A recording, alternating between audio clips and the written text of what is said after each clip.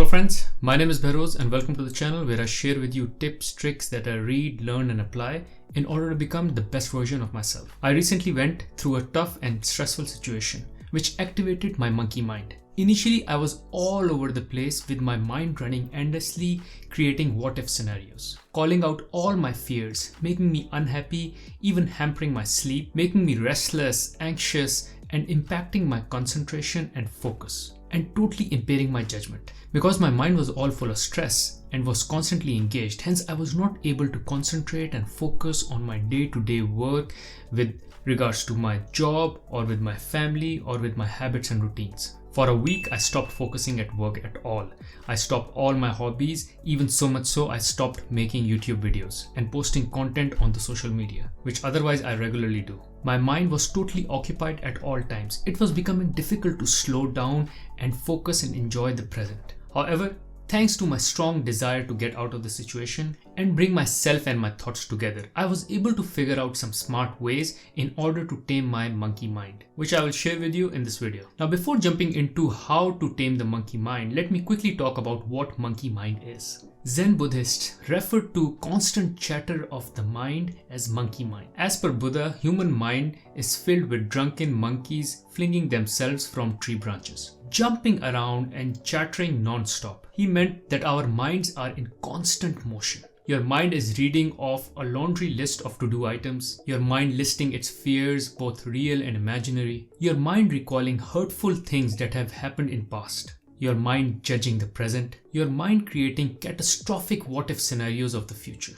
So for instance, these situations could be some stressful situation where you have to present or you have to give an interview, or some situation where you didn't qualify for a particular job, or you didn't get promoted, or you didn't get really what you wanted or what you were hoping for. All these situations can create stress and depression for you, and hence activate that monkey mind. Here are some actions I took in order to calm my monkey mind. It's not one or the other, rather you can use all of these simultaneously.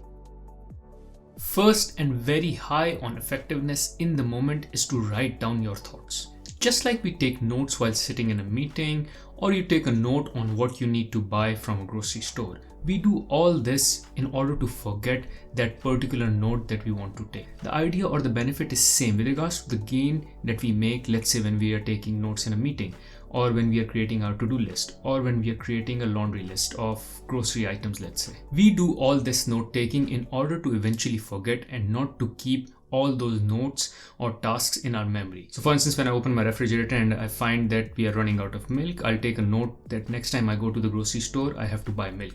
Now, once I've taken the note of it, I don't need to remember it. Similarly, when you're taking notes in a meeting, because there's so much going on and there is so much discussion that is happening, which you can't just capture all in your mind, and hence you're taking those notes so you know that you can forget about them, and later when you go and refer to your notes, you can refresh your memory. Similarly, when I'm committing to work and there is an idea which pops up in my mind, I will instantly take a note of it, creating a voice note. Again, the idea here is that I know that I will forget that idea or that concept, or in order for me not to put a strain on my brain by memorizing that idea, I rather just take a note and forget about it in that particular instant. This is exactly what writing does to you. When you write your thoughts down, it becomes very easy for you to let go of those thoughts, because now you can delete those thoughts because you have actually written down what you were thinking, all the what if scenarios that were going on in your mind. So let's say you were thinking of what if scenario of, I will go and have this presentation. The presentation can go good or the presentation can go wrong. If it goes wrong, this is what I'll do. If it goes right, this is what I'll do. Or there's a particular interview that you need to appear for, and the interview can go right or interview can go wrong. If it goes wrong, I will do this. If it goes right, I will do this. Now this is all which is going on in your mind because you have an interview tomorrow and your monkey mind is jumping from here and there. But what if you start writing all of this down, that if the interview goes wrong, or if the interviewer asks these 3, 4, 5 questions, this is how I will respond. If he or she asks these 3, 4, 5 questions, this is how I will respond. And once you've written them down, your brain can automatically let go of those thoughts, because now you know that you've captured your thoughts somewhere where you can go back and refer to them. And hence your mind doesn't need to juggle around and try to save or secure them in your mind. And hence it becomes very easy for your mind to let go of those thoughts. Just as your mind can let go of those important ideas that are being talked in a meeting, just because you were taking notes. One mechanism behind the act of writing may be developing a coherent narrative over time.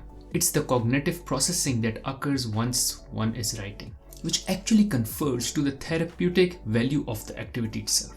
Creating a narrative helps you wrap your head around what is going on, which helps take away some of the painful chatter which is going on in your mind. Next is extreme focus. As silly as it sounds, the adult coloring book craze has some merit to it, probably by focusing attention on a specific task. These are all small and subtle ways of focusing on a particular thing or an activity, other than our just rambling thoughts. For those who like it, just like me, working out can be another way of creating intense focus. Especially when it is high intensity workout, your mind is going through extreme focus at that particular time, hence allowing you to forget everything else and focus all your attention in that particular moment on that particular task. Next step is meditation.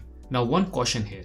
The effectiveness of meditation is not instant because it requires a lot of practice. But once you get it, its benefits are profound, because by meditating, you will be training your mind to become still, and you will be regaining power and control over your thoughts. If you create daily practice of meditation, you will get skilled at quieting your mind and silencing the monkey mind at will. In the meditation practice, the idea is to narrow down your focus on one particular thing. Usually it's the breath to train your attention. And when your mind wanders, you bring it back to your breath. It's bringing the focus back to its object repeatedly. You watch your thoughts non-judgmentally, acknowledge them, and let them go as they come. Rather than reacting to a thought, you just observe it curiously and then watch it subside. So the idea is that once you've mastered meditation, you can pick and choose your thoughts. Now, this is how the practice of meditation works. Now, next step is to talk to someone, especially to someone who has been through a similar experience. There is a fundamental difference between talking to someone and talking in your head.